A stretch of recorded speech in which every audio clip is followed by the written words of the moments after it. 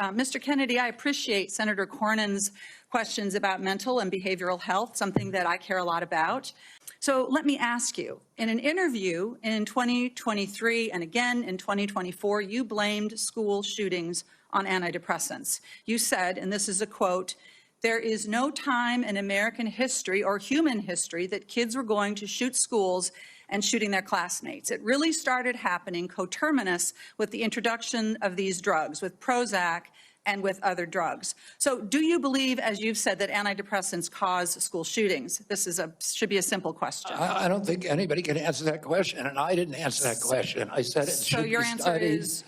I would never make, because there's no science on that, well, Senator. There is, Senator. I mean, excuse me, there is, Mr. Kennedy. Thank you for the promotion. The science shows that there is no link between school shootings and antidepressants. And in fact, most school shooters were not even treated with antidepressants. And of those that were, there was no evidence of association.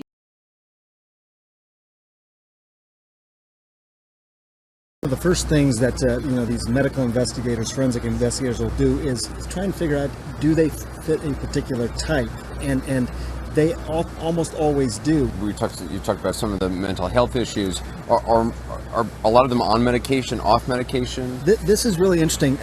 Almost all of them were on some type of medication, and if you dig a little bit deeper with that, what you find is that there is a vulnerable period.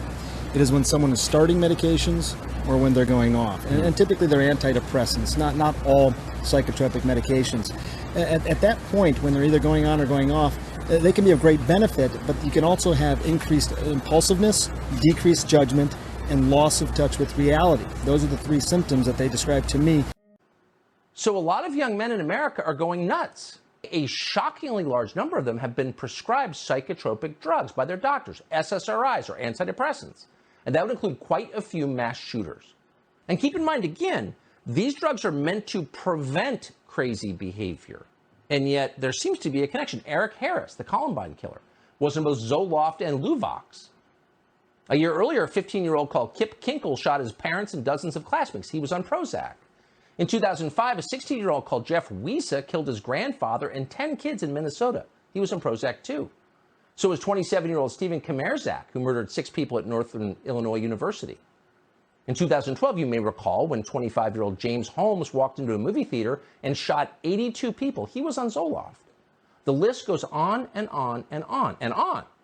Between 1991 and 2018, total SSRI prescriptions in the United States rose by more than 3,000%. 3,000%. Over the very same period, the suicide rate in the United States jumped by 35%.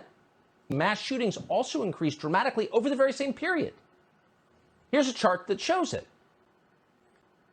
So, Mr. Kennedy, these statements that you've made linking antidepressants to school shootings, they reinforce the stigma that people who experience mental health every day face every single day. And I'm very concerned that this is another example of your record of sharing false and misleading information that actually really hurts people.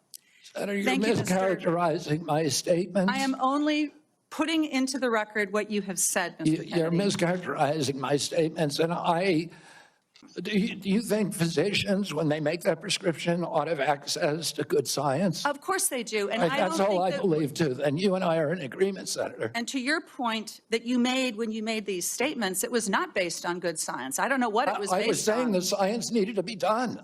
SSRIs have a black box warning of homicidal behavior. Mr. Chair, I will submit to the chair the information that I have about what Mr. Kennedy has said linking antidepressants to school shootings. Thank you.